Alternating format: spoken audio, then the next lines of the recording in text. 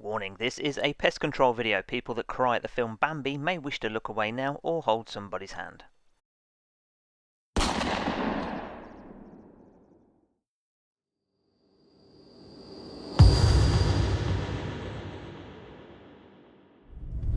Hey guys, so today's quite an exciting day. I'm going to be setting up a rat chute because I came here with a keeper last week to check on the feeders for the farmer and check the snares on his daily routines, and I noticed one spot in particular seemed to be humping with rat holes and stuff. So I'm going to show you in the dike and in particular near the cover itself. So I'm going to move one of the feeders. There's a lot of earth that's been disturbed, and I think it's going to be perfect for a spot of evening's rat shooting.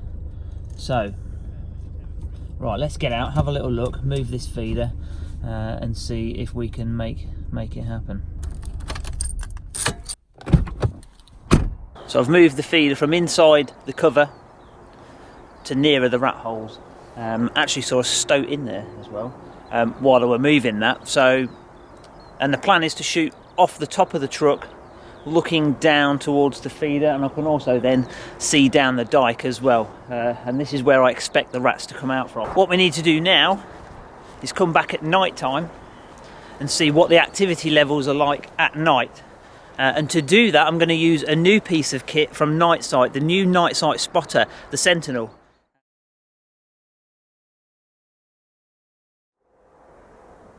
So this was actually the first outing that I'd had with the little spotter, and it's quite an impressive little unit really. It packs a punch. It will actually pick eye shine out to almost 200 yards, I'd say, if you're looking at foxes and stuff, but certainly well worth looking at rabbits. And you can just see a rat runs down the bank there, and I'm able to observe it using the spotter itself.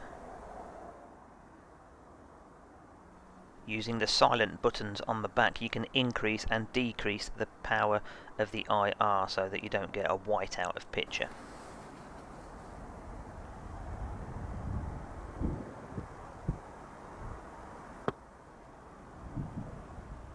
The spotter itself doesn't have the ability to record, so I was able to capture these rats with my Sony AX53 camcorder.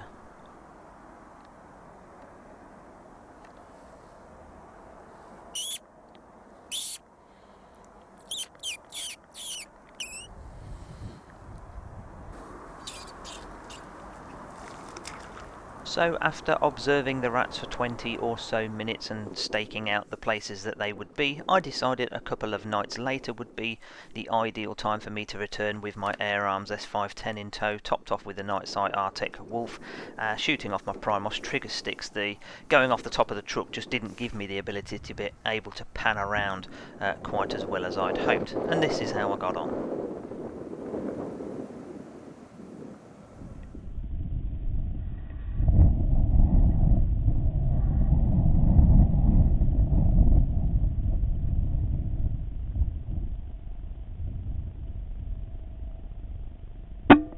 Now, it was quite a bit windier than when I turned up a couple of nights previously. That first shot went a tiny bit low, so I steadied myself and got ready for a second shot should I need it. And after a bit of twitching, I thought, yep, I'd stick a second one in.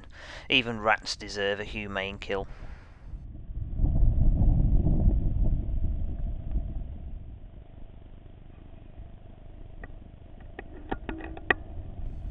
Although initially most of the activity seemed to centre around the feeder, it wasn't long before flicking my attention to the actual dike that was the place that was humping, with most of the rat activity that evening also.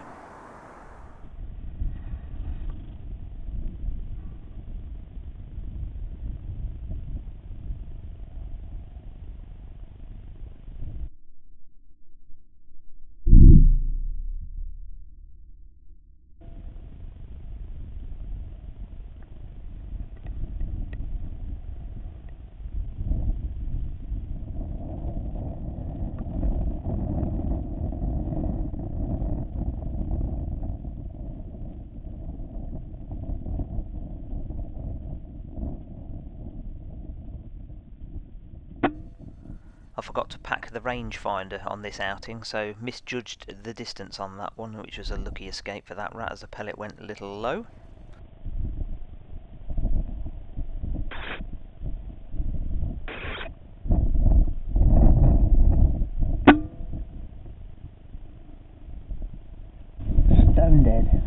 go for a swim.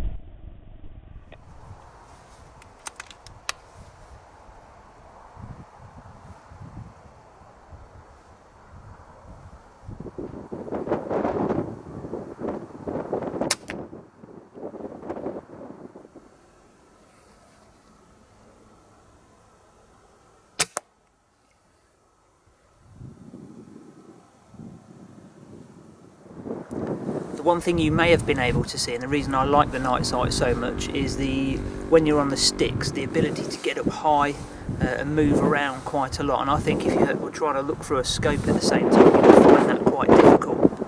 And that's why I'm a big fan of the NiteSite.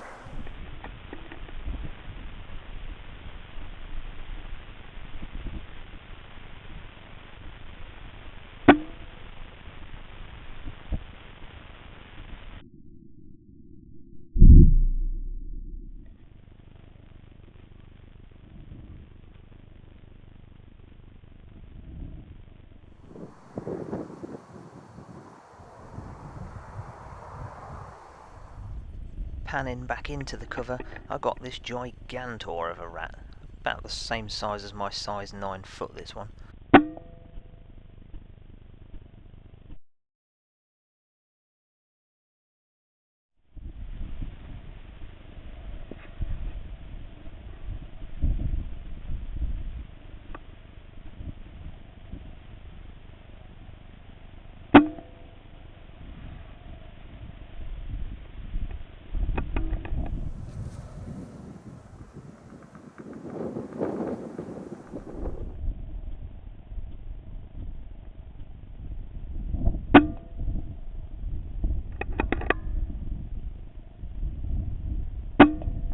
Oh, got you second time. I'm sure this pair of ducks would appreciate a lot less nest robbing rats around. That's a bit of a tongue twister.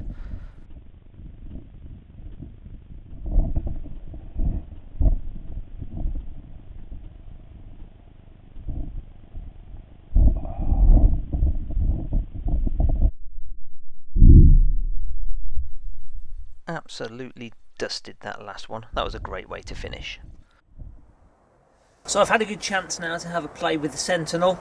As you've seen, I've been up and down the dike and I've spotted several rats with it. I've whacked it up to full power and I've been able to see right to the end of the maize crop as well, and that's probably it's at least 150 yards. I think this is going to be perfect for ratting when I go to the barns and look for the feral pigeons indoors. And if you're an air rifle fanatic, or you've got a 22 LR or 17 HMR and you look after rabbits in a horse paddock, which I sometimes do, again, this will be the perfect environment to that. Fits in the pocket quite nicely.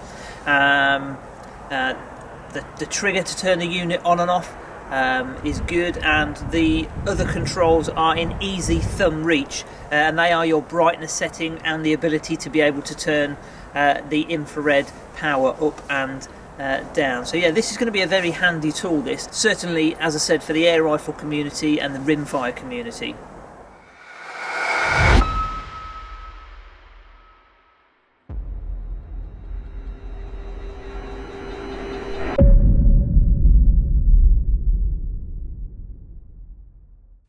Next time out, myself and Lee take on the feral pigeons. Thank you very much for watching. Please don't forget to like and subscribe for more action. You can stay up to date with the instant action on Instagram with team_Foxer. Take care, stay safe, and happy shooting.